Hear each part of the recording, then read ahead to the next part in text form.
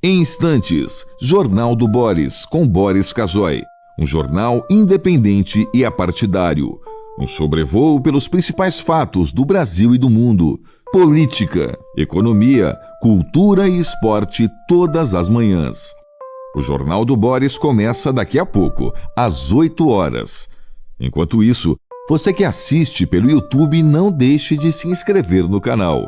Deixe seu like nos vídeos, seus comentários e lembre-se de ativar o sininho para ser notificado sempre que postarmos um novo vídeo, com as análises precisas de Boris Casoy sobre os temas mais importantes do noticiário. Para você que acompanha pelo Facebook, curta a página oficial e deixe seus amigos bem informados, compartilhando sempre nosso conteúdo diário. No Twitter, o perfil oficial de Boris Casoy é o @bcasoyoficial. O Jornal do Boris começa já, às 8 em ponto. Você está convidado também a seguir o perfil oficial no Instagram, buscando por @Jornal do Boris Verdade. Lá você encontra fotos raras, objetos antigos da coleção particular de Boris Casoy e fica por dentro do cotidiano deste jornalista com mais de 60 anos de carreira.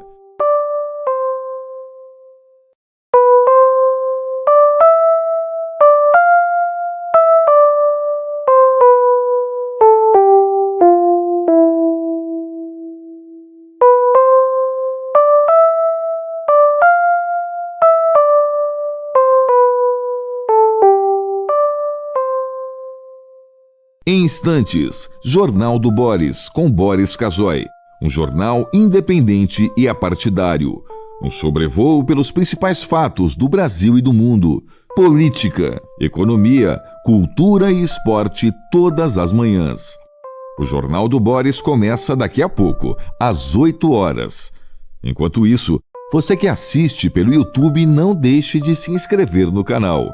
Deixe seu like nos vídeos, seus comentários e lembre-se de ativar o sininho para ser notificado sempre que postarmos um novo vídeo, com as análises precisas de Boris Casoy sobre os temas mais importantes do noticiário. Para você que acompanha pelo Facebook, curta a página oficial e deixe seus amigos bem informados, compartilhando sempre nosso conteúdo diário. No Twitter, o perfil oficial de Boris Casoy é o @bcasoyoficial.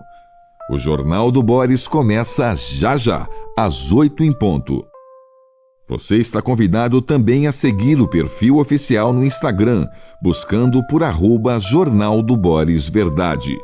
Lá você encontra fotos raras, objetos antigos da coleção particular de Boris Casoy e fica por dentro do cotidiano deste jornalista com mais de 60 anos de carreira.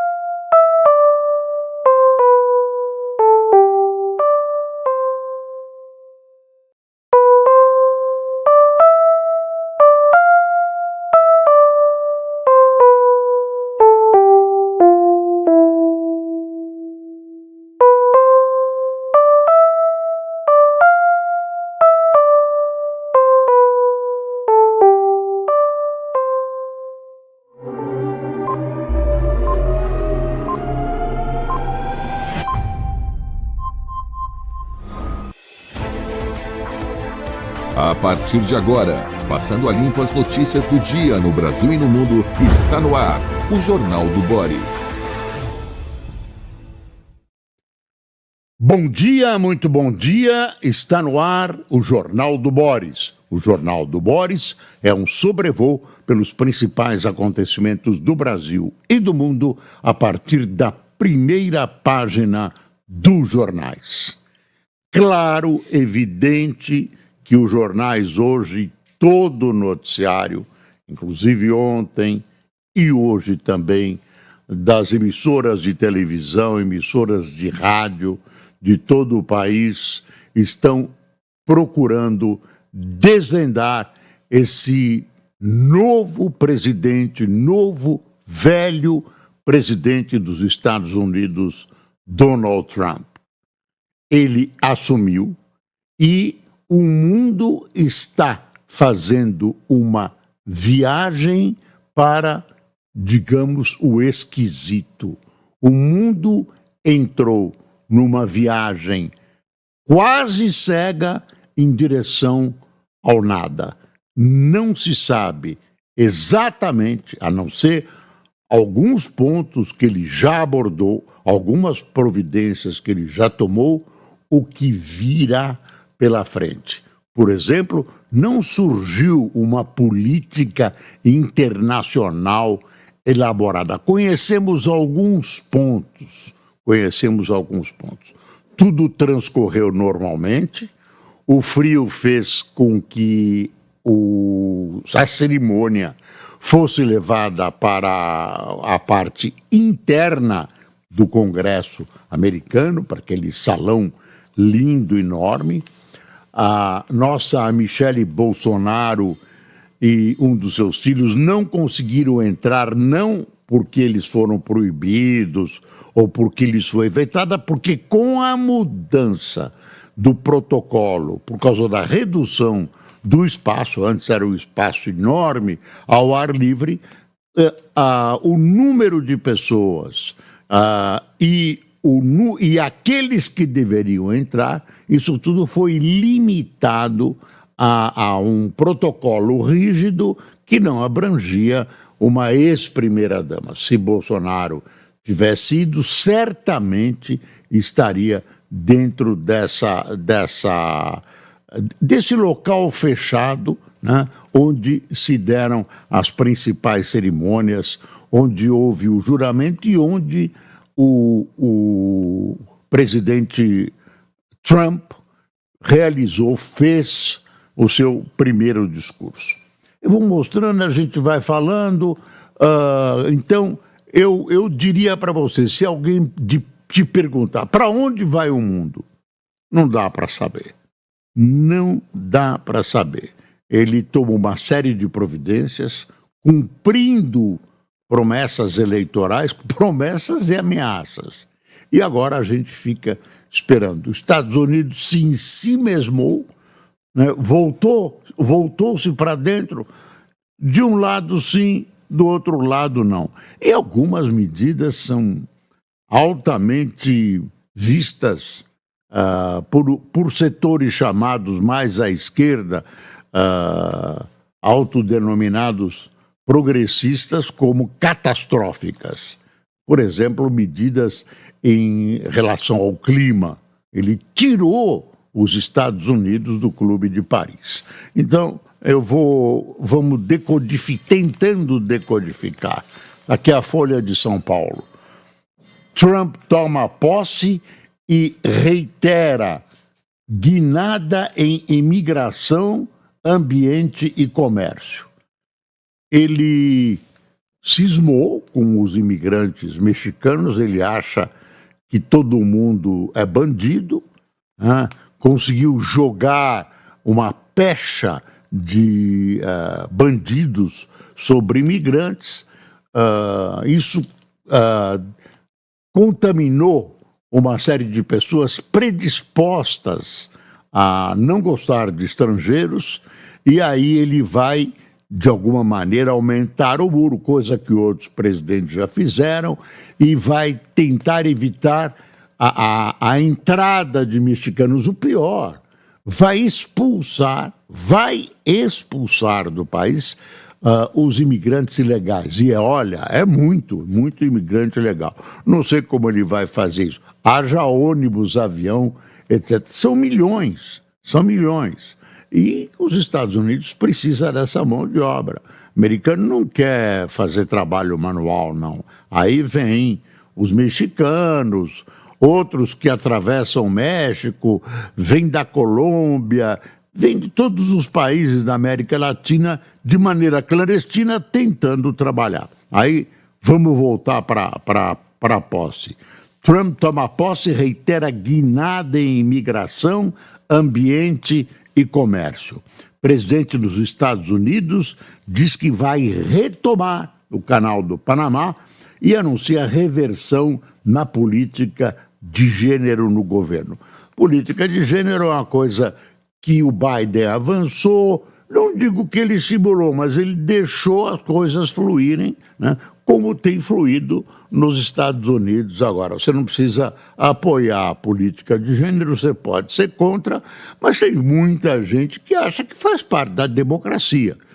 Você escolhe o gênero que você... Eu sou contra a política de gênero, mas tem gente que apoia, que luta por essa política de gênero, e aí a democracia permite que essas pessoas exponham suas ideias, as coloquem à luz do dia. Ele diz que agora nos Estados Unidos só existe homem e mulher, sexo masculino e feminino. Então, essa coisa LGBT, que se prepare porque vem combate, vem aí uma série de restrições, que é uma das coisas que o Trump já trazia lá de trás de priscas eras. Que mais? Donos de Big Techs ficam em lugar de honra na cerimônia. Você viu? Deixa eu pegar o Estadão.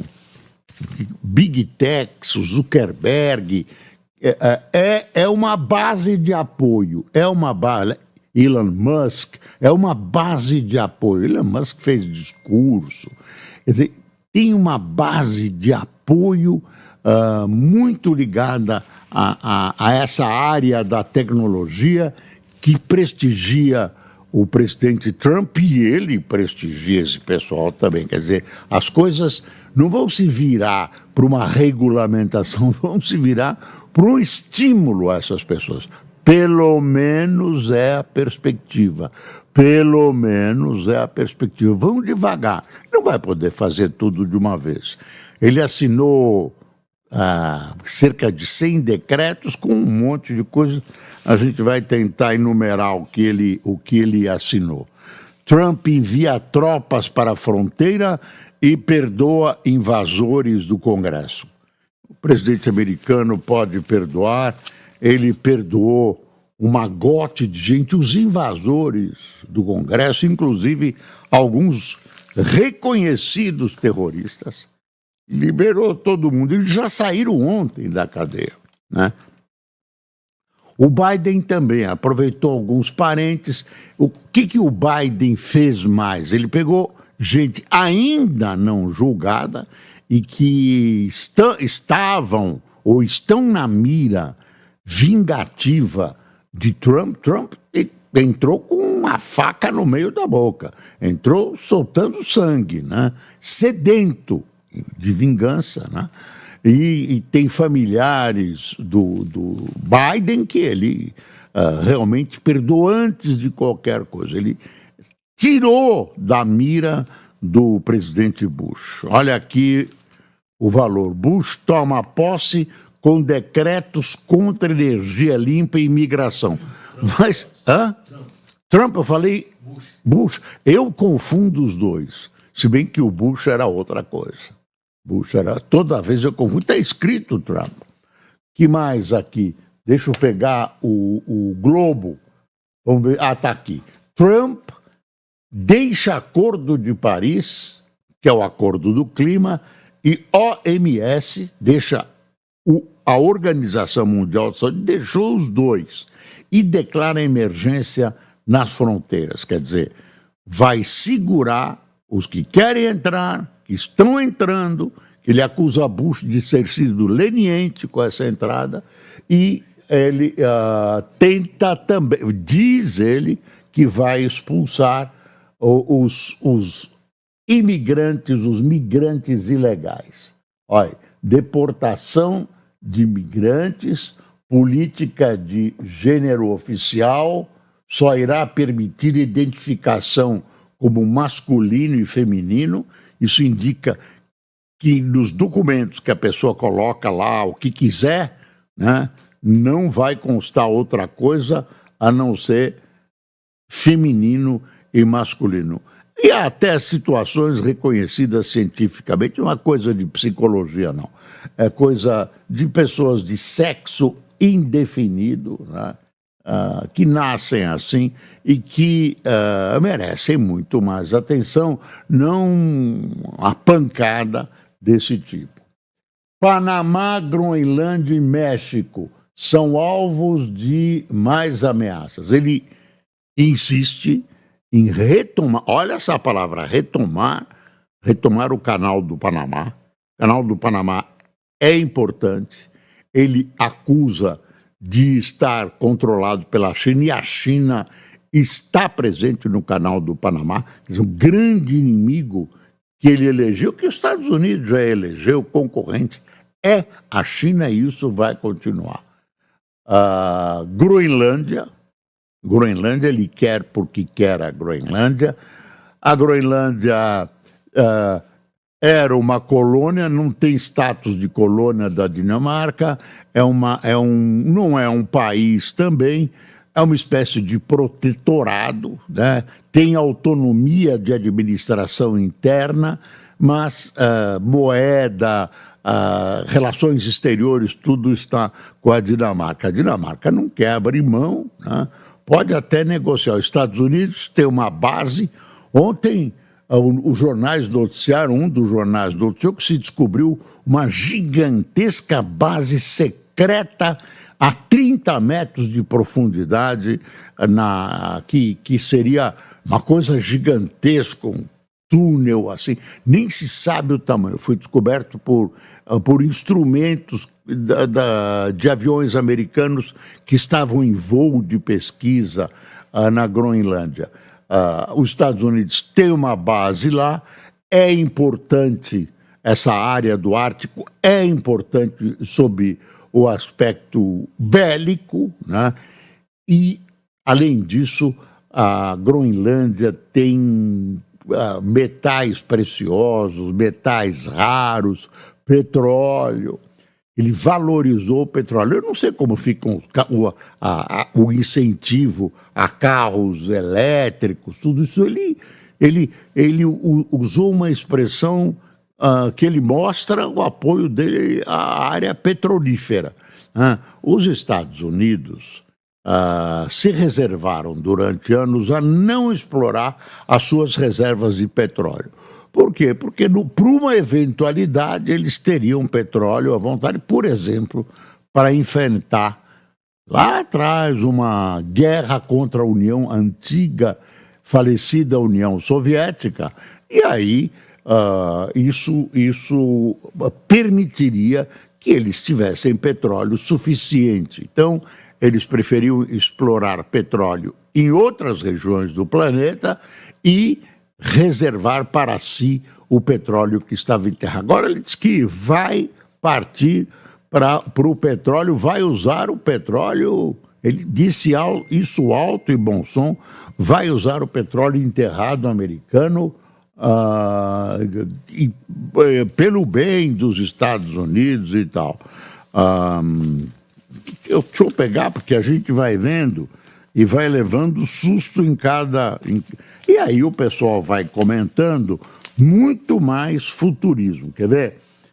Alcance mundial. Algumas coisas que o Estadão selecionou aqui como decisões dele. Quer ver? Deixa eu ver. Saída dos Estados Unidos do Acordo de Paris.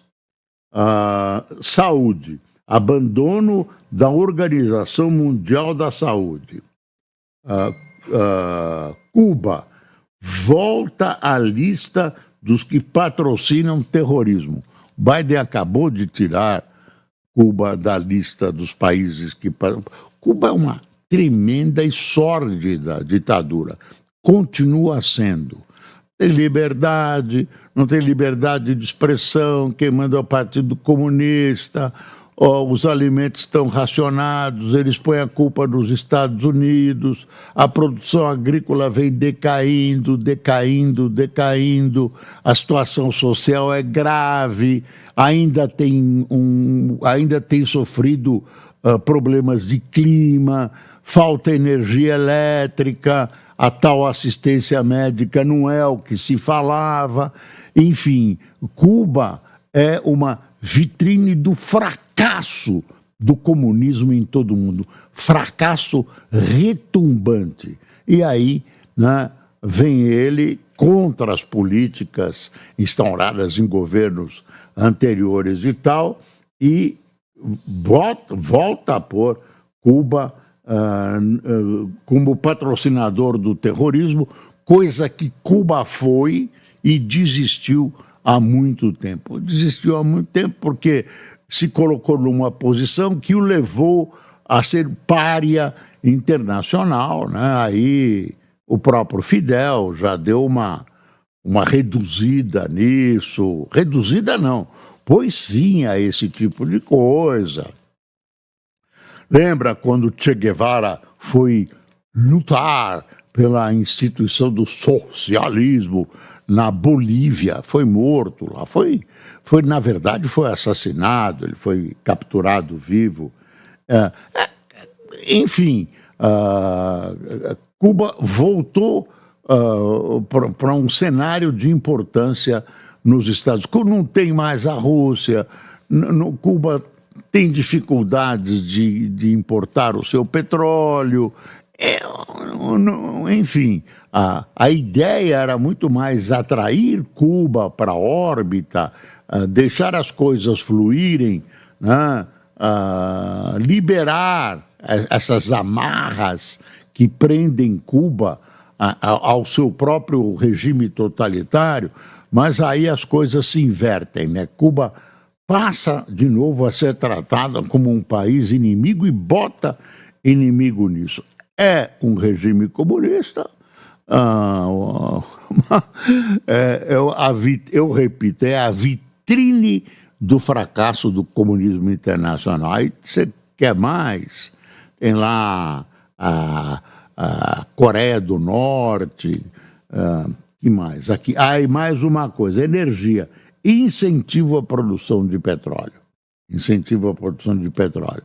Se você vai incentivar a produção de petróleo, eu estou imaginando, eu não sei, eu estou imaginando que se reduza essa sede por carros elétricos, essa coisa dá a impressão que isso vai reduzir. Eu não sei se isso vem tudo de uma vez também, precisa pensar devagar. Brasil precisa mais de nós, diz presidente que ameaça taxar BRICS em 100%. O BRICS é uma organização que tem uma faceta, uma grande faceta anti-americana. E o BRICS fala em desclassificar o dólar como moeda de uso internacional.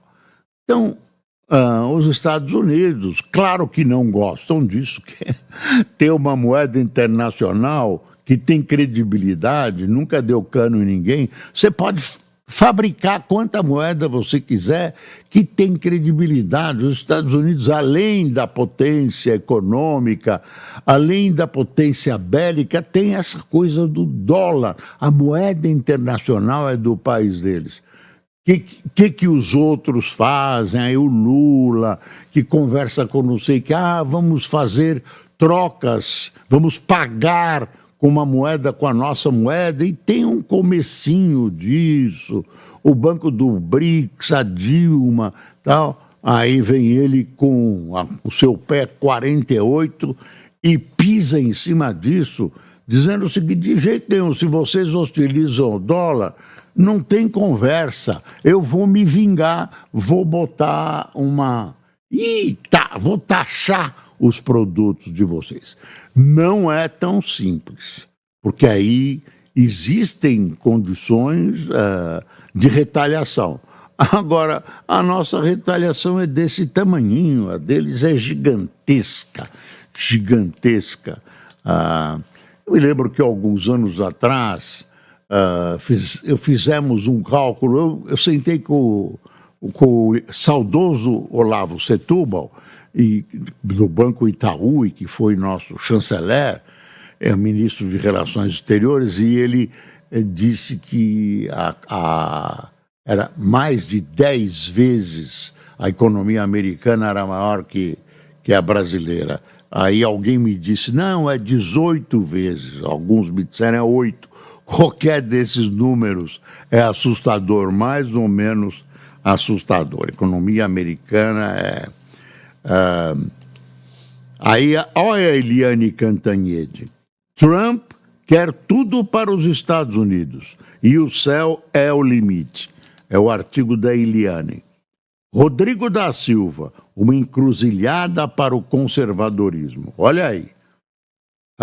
Eugene Robinson, Trump e a segunda era dourada dos Estados Unidos. Ele prometeu era dourada, prometeu que os Estados Unidos vão ser o lugar, o paraíso. Prometeu o paraíso. Decreto que adia suspensão do TikTok, que o jornalista ontem chamou de tic-tac, imagine. Nos Estados Unidos é assinado decreto que adia a suspensão. Quer ver? Ele é magote de decretos, deve estar com a mão doendo. A América Latina precisa mais de nós do que nós da América Latina, diz Trump. 5 analistas avaliam possível risco para o Brasil. Isso é o Estadão. Aí... deixa eu dar um intervalo no Trump e botar o pé no chão aqui no Brasil. Isso foi um pouco empanado pelas transmissões que eu gostei, da CNN, da Band, da Globo, dos Estados Unidos, esforços que foram feitos numa situação de frio e tal, repórteres se esforçando. Eu não vou fazer análise, separar, eu acho que os esforços foram suficientes e o telespectador, junto com as emissoras americanas também, aproveitando as imagens e tudo, a cobertura foi boa. Eu gostei da cobertura, ela me foi suficiente. Podia ser melhor, podia, mas tudo pode ser melhor. Aí teve uma reunião ministerial do Lula, e é a primeira que o Palmeira, Sidônio Palmeira, participou, que é um novo ministro da comunicação. A oposição chama de Goebbels, ministro da propaganda do governo nazista. Não tem nada de Goebbels, ele é um publicitário da melhor qualidade. E aí, o Lula, muito preocupado com o que aconteceu com o Pix, comunicou o seguinte: qualquer coisa mais importante que o governo vá anunciar tem que passar pelo Palácio do Planalto. Estão centralizando, tem que passar pela Casa Civil. De um lado, talvez seja positivo que vai ser filtrado, não vai acontecer uma coisa como a do Pix. Se bem que muita coisa que não passou pelo Planalto, saiu do Planalto, também serviu de prato cheio para a oposição. Então tem culpas do Planalto também, mas não só dos ministros. O Lula gosta de empurrar a culpa para os outros. E eu acho que ele jogou uma indireta muito clara sobre o ministro da Fazenda, Fernando Haddad. Os jornais estão interpretando, a maioria das pessoas estão interpretando isso como uma bronca pública. O Fernando Haddad está numa situação difícil, não politicamente. Primeiro, tem áreas do PT significativas que estão abertamente contra a política que ele tenta implementar. Segundo, os planos dele não vão bem, pelo menos não são como os planos iniciais que ele objetivava. A economia, nesse instante, se você fotografar, está aí de razoável para bem, mas a perspectiva é péssima. A perspectiva, para usar a palavra certa, é péssima. E pronto. Aí o Lula deu essa bronca nele, enfim, e diz que 2026 já começou. Quer dizer, a presença do Sidônio, que comandou, foi o marqueteiro da campanha dele, da última campanha dele, guindado a posição de ministro e uma espécie de filtrador geral da República. Agora, a Casa Civil não consegue dar vazão nem ao que tem hoje, quero ver se acumular um monte de portarias lá. Eu acho que, por via das dúvidas, o pessoal vai mandar quase todas as portarias para não incidir em erro. Os detalhes não estão acertados, Nova herança maldita, está aqui o editorial do Estadão.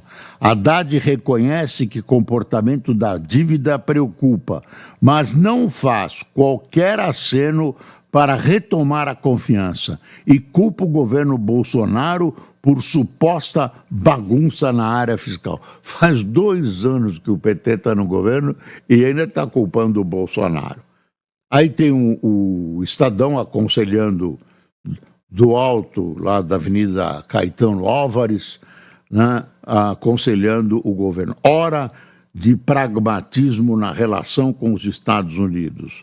Os efeitos disruptivos de Trump sobre a economia e a geopolítica globais podem ser moderados no Brasil se o governo fizer a lição de casa na economia e, olha aí, contiver seus fetiches ideológicos. Aí é mais difícil.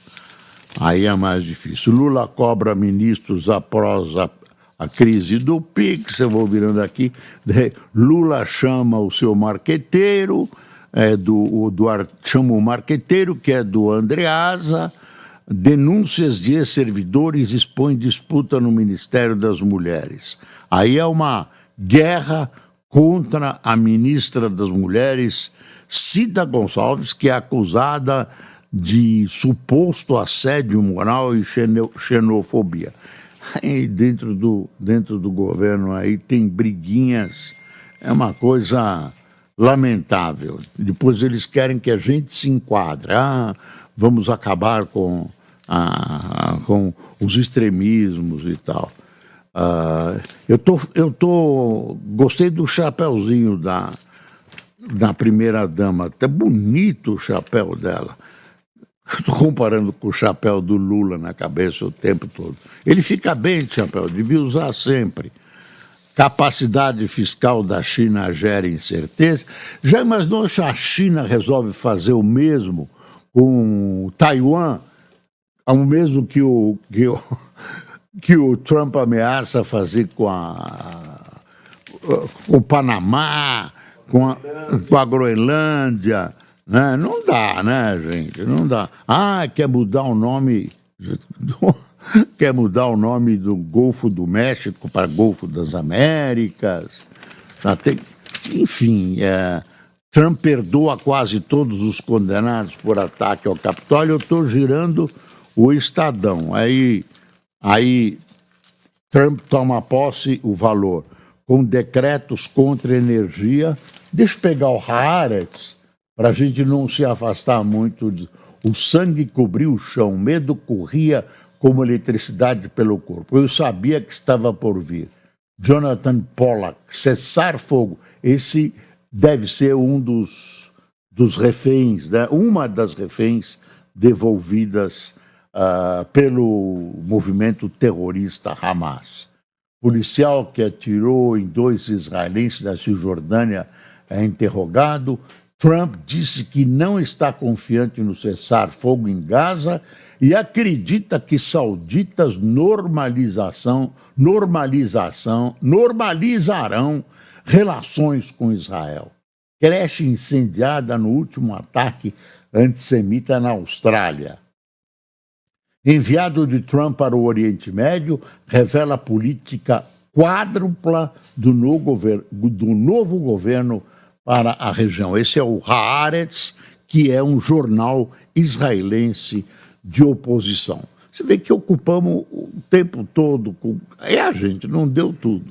O fato é o seguinte, resultante, ainda não se sabe de nada. Sabem-se coisas importantes, coisas muito importantes que aconteceram. Mas, claro, tem muita coisa mais profunda que deve acontecer e mais definições do governo Trump. Ele é um homem imprevisível. E continua. Agora vamos ver quem tomou café conosco. Sandro Rodrigues, Eunice Pereira, obrigado, viu, gente? Marcos Pedroso, Leonardo Xavier, Luciana Pimentel, Eduardo Lobato, Valdeci Souza, Marlene Rodrigues, Emílio Marcondes, Elton Vicente, Gilvan Anchieta, Jaime Augusto, Alisson Santos, José Martinez ou Martínez, Manuela Lana, de Juiz de Fora, Paulo Mendonça, da Holanda, Samuel Macari, de Astorga no Paraná, e Damino Pereira, de Salesópolis. O Cássio, que é paranaense, sempre prestigiou o Paraná, ele é verdade, prestigiou tudo sempre, ele nem percebe. Pessoal, muito obrigado. Espero você amanhã em todas as nossas plataformas, sem se esquecer de que vivemos tempos novos, estamos caminhando para o esquisito e o Brasil continua precisando ser passado a limpo. Bom dia.